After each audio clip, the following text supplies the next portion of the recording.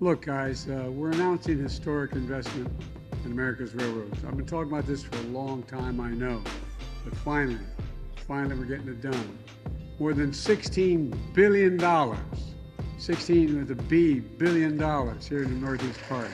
Joe Biden loves trains. Over the years, he's earned the nickname Amtrak Joe, not in honor of the burnt coffee they serve for $3.50 a cup on the Acela, but because CNN estimates he took 8,000 round trips between Delaware and Washington, D.C. over the course of his time as senator and vice president. He started riding the Amtrak to work back in the early 70s, after he was first elected senator and lost his wife and young daughter in a car accident. After that, almost every day, he took that 90-minute trip so that he could get home to raise his kids, and went on to become so enamored with our little rail system here that he kicked off his first run for president in 1987 on what he called the Biden Express. A plagiarism scandal would go on to derail his 80s campaign. However, the Hamilton Collection, a division of the Bradford Exchange, would eventually go on to offer, alongside their selection of precious moments, Elvis Presley statues, and Blake Jensen U.S. Air Force cat figurines, the President Biden Express, a fitting tribute, as it's described as an heirloom quality illuminated model electric train that also kind of has a plagiarized name. 25 different projects, all to build the Northeast Corridor from Boston to Washington. It's part of my agenda to invest in America, and I've been fighting for this for a long time. Joe Biden loves trains. In 2010, he blogged about trains with the Huffington Post, explaining that his support for rail travel went beyond an emotional connection, and that Amtrak provides necessary transportation infrastructure in the wake of volatile fuel prices, increased environmental awareness, and congestion on highways and at airports. In 2011, Wilmington, Delaware's train station was renamed the Joseph R. Biden Jr. Railroad Station. And back in 2021, Biden even planned to take the Amtrak to his presidential inauguration in January. That was until the local situation kind of changed, and security needed to be ramped up, to say the least. Anyway, did I mention Joe Biden loves trains?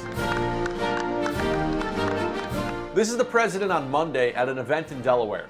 I've spent a lot of my time working with, on, and around Amtrak. That's where Biden announced billions of dollars worth of investments into Amtrak as part of his $1 trillion Bipartisan Infrastructure Law, which he signed around 2 years ago. It includes the largest investment in passenger rail since Amtrak was created 50 years ago. $66 billion for world-class rail right here at home. And that includes the largest investment in Northeast Corridor since the Pennsylvania Railroad laid down these tracks in 1850.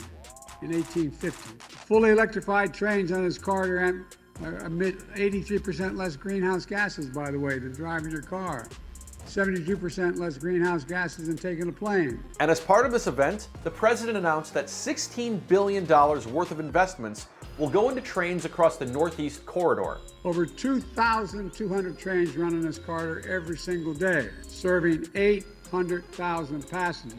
It's the busiest rail corridor in the United States and one of the busiest in the world, and you guys keep it moving. Spanning major metro regions like Washington, D.C., Baltimore, Philadelphia, New York, and Boston, Amtrak says this route alone makes 260 million annual passenger trips. This region represents 20% of the gross domestic product of the entire United States of America. If this line were to shut down just one day, it would cost our economy, the American economy, $100 million a day. The Northeast Corridor is getting this funding to modernize itself for the bridge and tunnel crowd.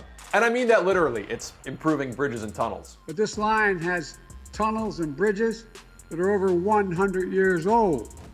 I know because I've walked through 2 of them. Train stations that haven't seen a major upgrade for generations. Tracks in constant need of repair. Look, folks, it has real consequences. This outdated infrastructure leads to over 4,000 hours of delays each year on Amtrak. 4,000 hours a year. To that end, Amtrak says this funding will expand train capacity, improve safety and reliability, and speed up service. But that's not to say that everyone is all aboard! If you've never ridden the train before, that's what the person says when you're supposed to get on. Floating around the house right now is a bill that's been nicknamed the Kill Amtrak Bill, And as that subtle nickname suggests, it would reduce overall Amtrak funding by more than 64% and shrink funding for the Northeast Corridor alone by 92%.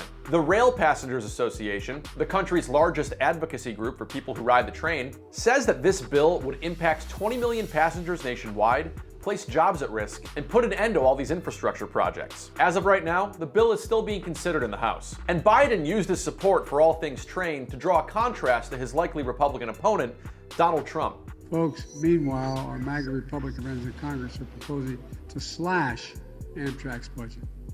We're trying to make train travel easier, faster, safer, more reliable. We're trying to make it slower, harder, and less safe.